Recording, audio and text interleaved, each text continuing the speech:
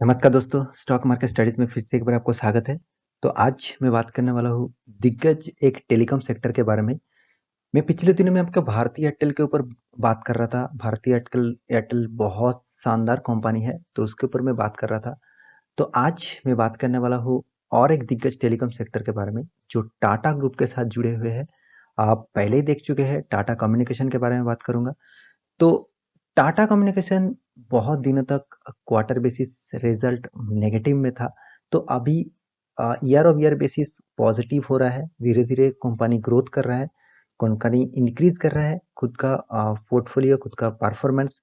तो इसीलिए इस कंपनी के बारे में आज बात करूंगा। फ्यूचर के लिए इस कंपनी के ऊपर क्या राय होंगे उसके बारे में भी यहाँ पे बताऊंगा। तो वीडियो को पूरा देखना, और अभी तक मेरे चैनल को सब्सक्राइब नहीं किया तो जरूर सब्सक्राइब कर लेना, और साथ ही साथ बेल आइकन को प्रेस करके ऑल भी कर देना, क्योंकि आपको डेली बेसिस नोटिफिकेशन चाहिए तो इस चैनल में बने रहना। तो चलो देखते हैं आज के स्टॉक के बारे में। तो सबसे पहले मैं चार्ट पैटर्न के ऊपर आ जाता हूँ। यहाँ पे देख सकते हैं आज के दिन निफ्टी इतना गिरावट है, फिर भी देखिए यहाँ पे आप देख सकते हैं टाटा कम्युनिकेशन कितना शानदार यहाँ पे परफॉर्मेंस किया। तो इसका जो मेन रीजन है, वो रीजन आपको बता दूं पहले, इसका क्वार्टर टू का रिजल्ट।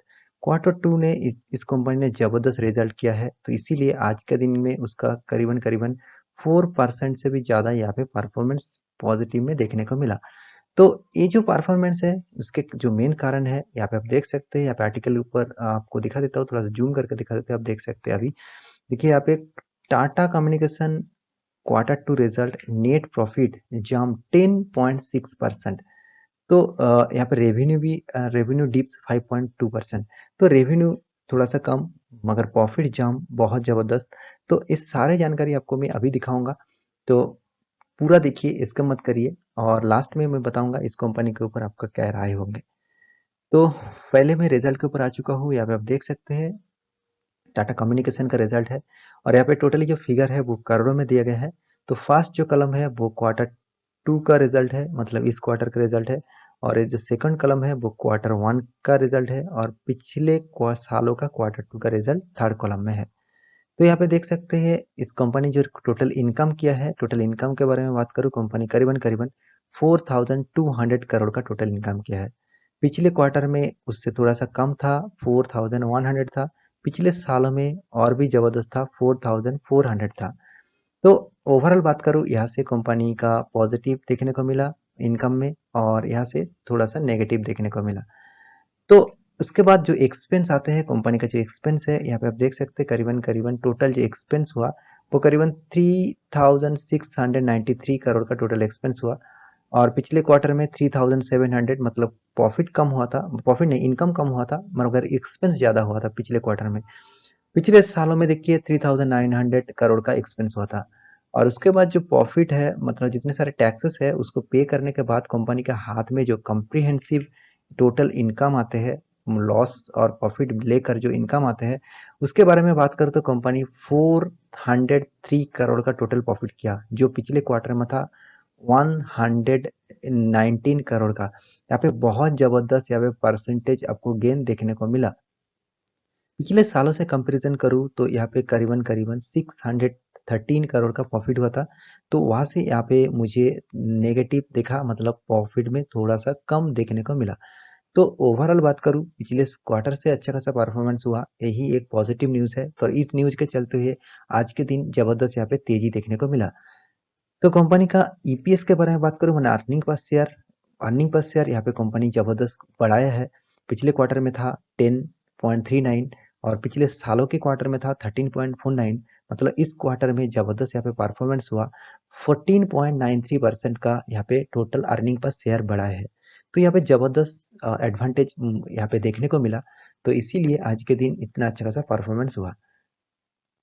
तो यहाँ पे देखिए जितने सारे टेलीकॉम टाटा कम्युनिकेशन को टेलीकॉम सेक्टर से जितने सारे रेवेन्यू हुआ, सेक्टर वाइज, यहाँ पे सेगमेंट वाइज आप देख सकते हैं। यहाँ पे देखिए data services, voice solution, payment solution, transformation services, real estate, और भी जितने सारे सेगमेंट है उसमें उसको जोड़कर टोटल 4170 करोड़ का टोटल यहाँ पे इनकम हुआ। पिछले क्वार्टर में था 4100, पिछले साल में था 4400।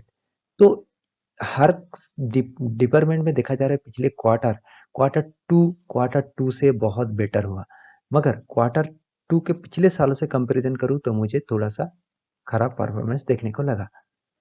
तो यहाँ पे एसेट और लायबिलिटी के बारे में बात करूँ, कंपनी का जो टोटल एसेट है, वो कंपनी का जो पिछले क्वार्टर में एसेट था, वो 20,800 करोड़ था, अभी 20,200 करोड़ हो गया। मतलब एसेट थोड़ा-सा कम हुआ, यहाँ पे मुझे कम देखने को मिला, मगर लायबिलिटी अच्छा खासा यहाँ पे कम किया कंपनी ने, मतलब जो कर्जा है उसको कम किया। 20,900 था, 900 करोड़ था, अभी 19,900 करोड़ हो चुके हैं।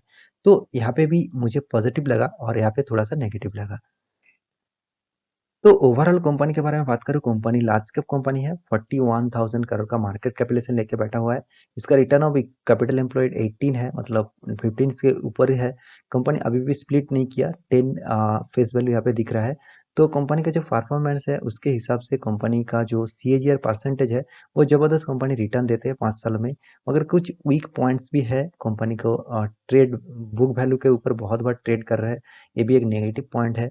साथ ही साथ कंपनी का पोर सेल्स ग्रोथ और साथ ही साथ कंपनी का इंटरेस्ट ग्रोथ भी बढ़ रहा है, और साथ ही साथ 3 साल में कंपनी मतलब प्रोमोटर जो होल्डिंग है वो बहुत कम कर चुके हैं 3 साल में। तो ये सारे चीज़ यहाँ पे नेगेटिव है और एक ही चीज़ यहाँ पे पॉजिटिव दिख रहा है। तो कंपनी का कॉम्पिटिटर के हिसाब से बात करूँ तो जितने सारे टेलीकॉम सेक्टर है, टेलीकॉम सर्विसेज कंपनीज है, तो नंबर वन कंपनी है भारती एयरटेल। इससे ऑब्वियसली टक्कर ले सकते एकमात्र टाटा कंपनी। तो टाटा ग्रुप के टाटा कम्युनिकेशन यहाँ पे टक्कर लेने वाला है, क्योंकि उसका जो मार्केट कैपिटलाइजेशन है करीबन करीबन 41,000 करोड़। और यहाँ पे देख सकते हैं अभी भारती एयरटेल तो बहुत आगे चल गया है, क्योंकि उसका 4,16,000 करोड़ का मार्केट कैपिटलाइजेशन है। तो यहाँ पे बहुत पीछे है अभी टाटा कम्युनिकेशन, मगर फिर भी सेकंड लार्जेस्ट टेलीकॉम सेक्टर में सेकंड लार्जेस्ट कंपनी भी है।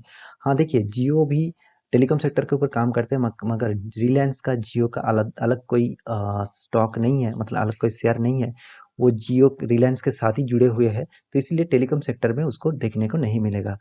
तो कंपनी का जो ओवरऑल बात करूँ, कंपनी यहाँ पे क्वार्टर बेसिस जो परफॉर्मेंस कर रहा है, देखिए आपको क्वार्टर बेसिस परफॉर्मेंस दिखा देता हूँ। नेट प्रॉफिट के बारे में बात करूँ तो देखिए कंपनी 2018 के दिसंबर क्वार्टर में प्रॉफिट था, उसके बाद लॉस किया, फिर से प्रॉफिट किया, फिर भी 2020 मार्च क्वार्टर में लॉस किया, क्योंकि उस टाइम में कोरोना का सिचुएशन स्टार्ट हुआ। उसके बाद देखिए हर कोई क्वार्टर में यहाँ पे प्रॉफिट आपको देखने को मिला। तो धीरे-धीरे कंपनी ग्रोथ कर रहा है, कंपनी को टाइम लग रहा है ग्रोथ करने में, मगर साल भर का बात करूँ, मतलब हर सालों में कंपनी किस तरीके से प्रॉफिट किया देख लीजिए। कंपनी देखा जाए तो 2013 तक लॉस मेकिंग कंपनी था, उसके बाद प्रॉफिट करना शुरू हो गया, फिर भी देखिए 2017 में ज़बरदस्त प्रॉफिट किया, करीबन 1200 करोड़ का, उसके बाद 2019 में 300 मतलब करोड़ का लॉस किया, उसके बाद 82 करोड़ 86 करोड़ का लॉस किया, उसके बाद 2020-21 में 1200 करोड़ का टोटल प्रॉफिट किया। तो ओवरऑल बात करूँ, कंपनी ने परफॉर्मेंस धीरे-धीरे ग्रोथ करने का यहाँ पे जिम्मा लिया है, और यहाँ पे देख सकते हैं कंपनी का सेल्स ग्रोथ बहुत वीक है, मगर प्रॉफिट ग्रोथ बहुत ज़बरदस्त है। देखिए कोई भी कंपनी का सेल्स कम हो रहा है तो वो तो एक नेगेटिव वीक है ही, साथ ही साथ कंपनी का प्रॉफिट ग्रोथ अच्छा है तो उसमें पॉजिटिव दिख आपको देखने को मिलेगा।